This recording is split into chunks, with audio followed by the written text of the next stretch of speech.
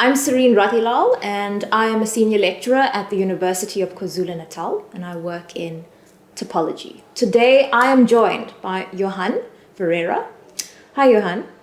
Hi, Serene. Thank you for having me here. Yeah, so tell us, what area of research do you work in? I consider myself a statistician first, and secondly, a self-proclaimed data scientist. I predominantly work in probabilistic constructions of random phenomena, probabilistic characterizations thereof. I have a keen interest in matrices. My predominant reason for being a statistician is because statisticians never have to admit that they're wrong. There's always a chance that I might be wrong, but I will never claim it. And I feel like that is a motto that I take not only in my professional life, but also in my academic and personal life. Interesting, man. So I am currently involved in the algebra and topology focus area at the CoE-MaSS. And I just heard you pop in the word matrices shortly. So I see there's some kind of overlap. Have you ever worked in algebra before? And can you tell us about which focus area you belong to? I am involved in the statistics and applied statistics focus area. I've been involved for the past few years. It's a bit of a challenge at times. There are, of course, many diverse branches in statistics. Currently, this one focus area is trying or aiming to serve as many of the branches in stats across South Africa as possible. Yes, I have, like I mentioned, a keen interest in matrices and random matrix theory. So I think by design that implies that I have some interest in algebra as well. Some linear algebra techniques would have been utilized there. Absolutely, yeah. A bunch of linear algebra and things. I really enjoy it mostly because I've applied most of the work that I've developed to wireless communication systems. Stuff like multiple input, multiple output environments and technologies. When you think of a Wi-Fi router, or let's say in a building there might be 50 Wi-Fi routers, but there might be 500 devices that connect to it. It's this type of environment where you characterize the chance of you connecting to any kind of router, the probability of that signal dropping, and that kind of engagement in a matrix setting in terms of multiple inputs from the routers, multiple outputs, the number of devices, and complex large-scale environments such as that. So when I'm dropping out of my Zoom call, it means these things could be modified and improved with the mathematics you're doing. It means and stats. I made a mess. That's what it means. Absolutely. I see. Tell me more about your focus area. You work in algebra and topology. Yes. So algebra and topology is actually quite broad in itself. So within this area, we have researchers doing the likes of universal algebra to lattice theory and various algebraic structures from groups, rings, fields. Then in the topology area, we have a huge community of topologists. In particular, we have a community of point-free topologists, and that's what I actually specialize in. So topology is diverse in the sense that you could do general point set topology, you could do differential topology, algebraic topology, point-free topology, and there's a few other disciplines emerging in there. And I'm excited to tell you more about algebraic topology, because in this field, we now have a kind of multidisciplinary action taking place where we're using algebraic topology tools. In particular, it's called homology theory. And we are applying the homology theory to big data, where we're trying to understand the shape of data. Because the idea is if you understand the shape of data, you'd be able to make some meaningful conclusions about it. And so topological data analysis is a new emerging field that's been around for the last, I'd say, almost 20 years now. That's been taking South African topologists by storm as well, myself included. Oh, brilliant. I always think it's, as a theoretician, yourself and myself, I enjoy the metaphor of thinking that I'm the person stocking the shed with tools. And I will not necessarily be required to use every drill bit and every screwdriver in the shed myself, but I know they are there and I know what they're supposed to do.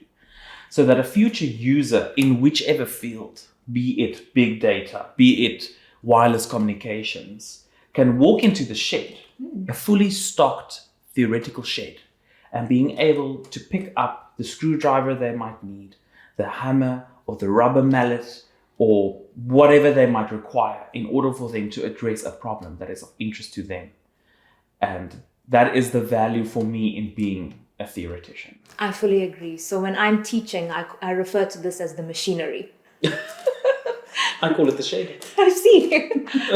Good to know. So I also wanted to touch on within your focus area, because currently I am an assistant focus area coordinator for algebra and topology, and I assist Professor Bernardo Rodriguez, who I'm sure you know well as well. Of course.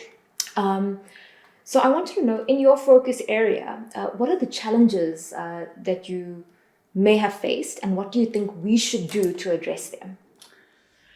In the statistics focus area, or rather statistics and applied statistics, the challenge remains that we are currently living in what I like to call the data science dilution of statistics, where we run into these problems where many people think they are statisticians. And I'm not saying they are not statisticians, but they are very keen users of statistics. But where the focus of what the fundamental research and kitting out the shed has to do might be left in the wayside at some points. The data science dilution also then inevitably causes the focus area, being one focus area, having to cater to a very, very broad and wide variety of interested parties, which is exhausting. It is also difficult to make sure that we can maintain stringent and rigorous academic outputs and growth in a specific field. I would think that that is some of the biggest challenges we've had in the last few years. The one advantage, though, and I would like to be bold enough to assume this is necessarily the case for almost all the other focus areas, is that in the mathematical and statistical sciences, I've always thought a big advantage is that I do not need a lab. Absolutely. I don't need Pyrex equipment. I don't need test tubes. I don't need chemicals. What I'm trying to say by that is that we have the opportunity, the access to perform our work anywhere. Yeah. I just need a pencil and paper and time. Agreed. And I think that is a major advantage that the funding landscape that the CoE has provided for us, that the funding landscape has, that we have benefited from. We need time, we need paper, we need thought process, and we need something to write with. And I think this is leading to the events that we are able to host because of the support of the CoE-MaSS. Absolutely. The support has left an indelible mark on the entire mathematics and statistics landscape in South Africa. And it's amazing to still experience the return on investment, not only financial, but intellectual, that the CoE continues to offer all of us. So in my case, I got involved with, what can I call this? Well, it's kind of like a tagline, but it's also resulted in us hosting an annual sort of workshop conference, Topology for Tomorrow, T for T. And the idea here is that we are contributing to creating the future of topology, not just in research and development, but also in the postgraduate students that will lead us forward in the many years to come. I think, for me, one of the challenges we face is that many of the academics in algebra or topology are reaching retirement age. And so the question arises, who leads us next? But also, have we generated the capacity so that when they retire, we have the future algebraists and topologists to continue to lead the community? I think we've realized this soon enough, that something needed to be done, and this led to the creation of Topology for Tomorrow, where we bring together postgraduate students, we bring together the senior academics, we have week-long, 3-day-long interactions, We did this in 2022, in 2023, both funded by the CoE-MaSS. Amazing. The impact is just tremendous. I sometimes also like to think of the CoE as the main plumbing company of maths and stats in South Africa, because without their support, there will be no pipeline into the future. Absolutely. So the CoE is my plumbers on call when it comes to academic future and the pipeline of what we expect. Who should be teaching my kids one day? Who should be teaching the Gen Zs or after the Gen Zs by the time that they end up in the positions that we are in now? Absolutely. Yeah. Oh. Thank you, Serene, for having me here. Well, thank you, Johan. I think this is a very fruitful discussion. It was lovely. Thank you.